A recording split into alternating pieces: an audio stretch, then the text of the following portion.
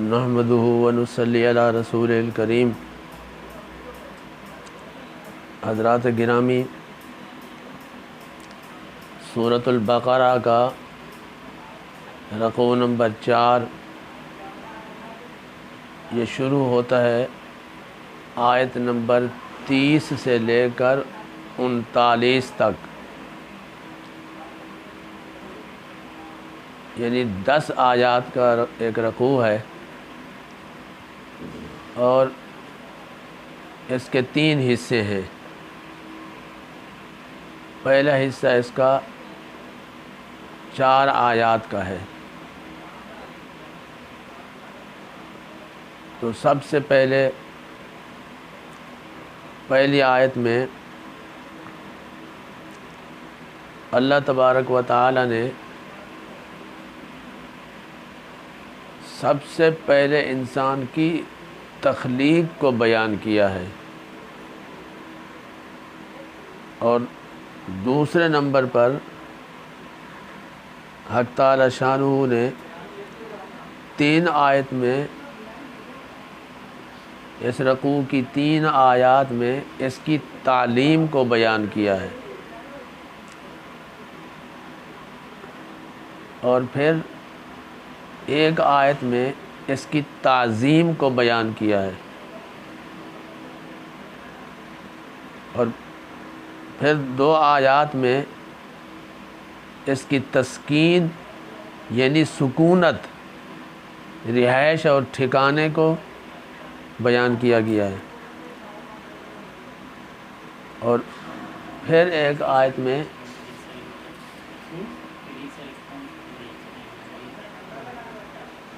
رجوع الی اللہ کو بیان کیا گیا ہے، اور آخر میں اس رکوع کے آخر میں یہ بیان کیا گیا کہ جو شخص ہدایت کی پیروی کرے گا اس پر کوئی خوف و خطرہ نہیں ہوگا، اور جو شیطان کی پیروی کرے گا تو اس کے لیے جہنم کی آگ ہوگی، اور وہ اس میں ہمیشہ رہنے والا ہے۔ اب میں پہلی آیت کے متعلق عرض کر رہا ہوں۔ رقوع نمبر 4 کی آیت نمبر 1 اور سورۃ بقرہ کی آیت نمبر 30 کہ حق تعالی شانہ نے فرشتوں کو فرمایا کہ میں زمین کے اندر نائب بنانے والا ہوں، یعنی خلافت عرضی،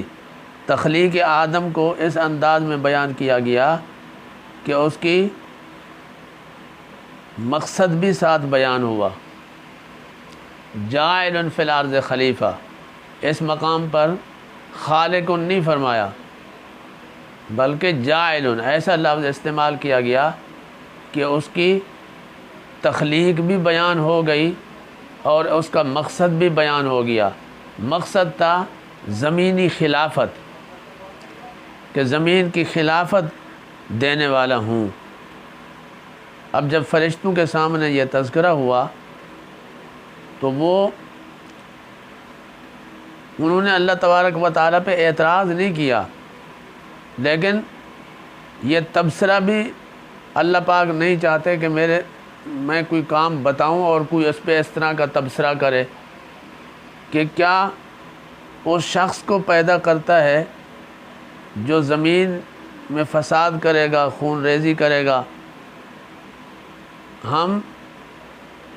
تیری حمد کے ساتھ تیری تسبیح بیان کرنے والے ہیں اور تیرا تقدس بیان کرنے والے ہیں۔ تو یہ جو فرشتوں نے کہا ہے، انہوں نے بطور اعتراض کے نہیں کیا، بلکہ انہوں نے جنات کو پہلے دیکھا تھا، انہوں نے زمین میں بہت خون ریزی کی، فساد کیے، تو اسی بات کا تذکرہ کیا کہ یہ بھی ایسے کرے گا۔ مگر اللہ پاک کی حکمت انسان کو پیدا کرنے کی اور تھی جو فرشتے نہیں جانتے تھے۔ تو اللہ رب العزت نے فرمایا کہ انی اعلم ما لا تعلمون، میں جانتا ہوں اور آپ نہیں جانتے۔ تو یہاں پہ اس رکوع کی پہلی آیت اور سورت کی آیت نمبر 30 میں حق تعالی شانہ نے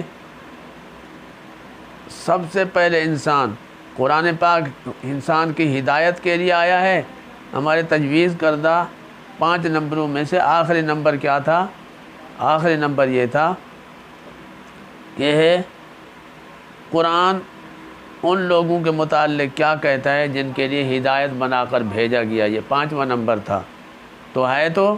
اسی انسان کے لیے، لیکن ساتھ ساتھ یہ ہے کہ انسانیت شروع کہاں سے ہوئی، تو وہ قصہ بیان فرما دیا کہ آدم علیہ السلام سے شروع ہوئی،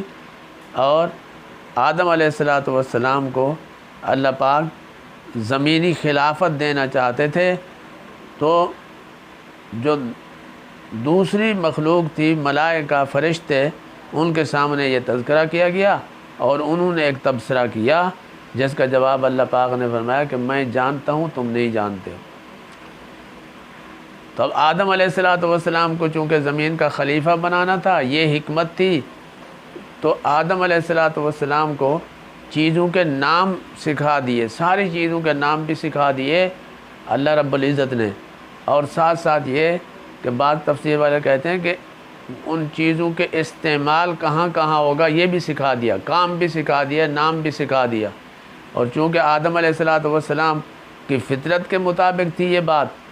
زمینی چیزوں کے نام اور ان کے استعمال کہاں کہاں، اس لیے ان کو جلدی سمجھ آ گئی، وہ سیکھ گئے، سمجھ گئے، اور فرشتوں میں یہ چیز نہیں تھی۔ تو اللہ پاک نے آدم علیہ السلام کی تخلیق کے بعد تعلیم کا بیان کیا، اور ساتھ ساتھ یہ علمی فوقیت بھی ظاہر کی۔ پہلے نمبر میں تخلیق کے ساتھ ساتھ مقصد جو تھا اس کے انسان کے بنانے کا وہ بھی ساتھ بیان ہو گیا، اور یہاں علم کے ساتھ، تعلیم کے ساتھ ساتھ جو ہے وہ علمی فوقیت اس کا بیان بھی ہو گیا کہ اس کو تفوق تھا، علمی غلبہ تھا، اس کا بھی بیان ہوا۔ وہ اس طرح کہ اللہ پاک نے آدم علیہ السلام کو سارے نام سکھا دیے، پھر ان کو فرشتوں پر پیش کیا، پھر فرمایا کہ انبئونی باسماء ہؤلاء ان کنتم صادقین، اور ان ناموں کی مجھے خبر دو اگر تم سچے ہو۔ تم جو کہتے تھے کہ انسان کو پیدا نہ کرو، ہم آپ کی تعریف کرنے والے، تقدس بیان کرنے والے، تو میری حکمت تو یہ تھی، یہ علم، اگر تم سچے ہو۔ قالوا سبحانک لا علم لنا، انہوں نے کہا کہ تیری ذات پاک ہے، ہمارے پاس علم نہیں، ہاں جتنا تو نے ہمیں سکھایا ہے وہ ہے، آپ کا دیا ہوا جتنا ہے، اس کے علاوہ ہمارے پاس کوئی علم نہیں ہے۔ انک انت العلیم الحکیم، علیم بھی تو ہے اور حکیم بھی تو ہے، تو جاننے والا بھی ہے، اور ساتھ ساتھ یہ ہے کہ حکمت والا بھی تو ہے، تیری حکمتوں کو تو ہی جانتا ہے۔ تو علمی تفوق اور فوقیت ظاہر کرنے کے لیے پھر اللہ پاک نے آدم علیہ السلام کو فرمایا کہ جو میں نے تمہیں چیزوں کے نام سکھائے ہیں تو ان کو بھی وہ بتاؤ۔ قال یا آدم انبئہم باسمائہم، انہی چیزوں کے نام کی خبر ان کو بھی دو۔ اور آدم علیہ السلام نے جب ان کو ناموں کی خبر دے دی، انہوں نے تو وہ تو نہ دے سکے، لیکن جب اللہ پاک نے ان سے کہا کہ انبئونی باسماء ہؤلاء ان کنتم صادقین، تو انہوں نے آگے سے جواب کیا دیا، لا علم لنا الا ما علمتنا۔ جب آدم علیہ السلام کو فرمایا تو آدم علیہ السلام نے ان سارے ناموں کی ان کو خبر دے دی، اور جب خبر دی تو آگے پھر اللہ پاک نے فرمایا کہ میں نے تمہیں کہا نہیں تھا کہ میں زیادہ جانتا ہوں، میں جانتا ہوں آسمانوں اور زمین کی چھپی ہوئی چیزوں کو۔ وَأَعْلَمُ مَا تُبْدُونَ وَمَا كُنْتُمْ تَكْتُمُونَ، اور جو چیز تم ظاہر کرتے ہو اس کو بھی میں جانتا ہوں، اور جو چیز تم چھپاتے ہو اس کو بھی میں جانتا ہوں۔ تو گویا کہ اس رکوع کی 4 آیات بیان کی گئی ہیں۔ یہ پہلا حصہ ہے اس رکوع کا، جس میں پہلی آیت میں آدم علیہ السلام کی تخلیق اور تخلیق کے مقصد کے ساتھ وہ بیان کیا گیا، اور رکوع کی دوسری، تیسری، چوتھی آیت میں جو سورت کی آیت نمبر 31، 32، 33 ہے، ان 4 آیات میں آدم علیہ السلام کے علم کو، تعلیم کو بیان کیا گیا، اور ساتھ ساتھ علم کی فوقیت کو بھی بیان کیا گیا کہ آدم علیہ السلام کو فوقیت حاصل ہے فرشتوں پر، علمی اعتبار سے تفوق ہے، غلبہ ہے، فوقیت جو ہے نا وہ حاصل ہے۔ تو یہ اللہ دعا ہے اللہ کی بارگاہ میں کہ اللہ رب العزت ہم سب کو صحیح طریقے سے قرآن پاک سمجھنے کی اور آگے پہنچانے کی، اس پر عمل کرنے کی اور اس کو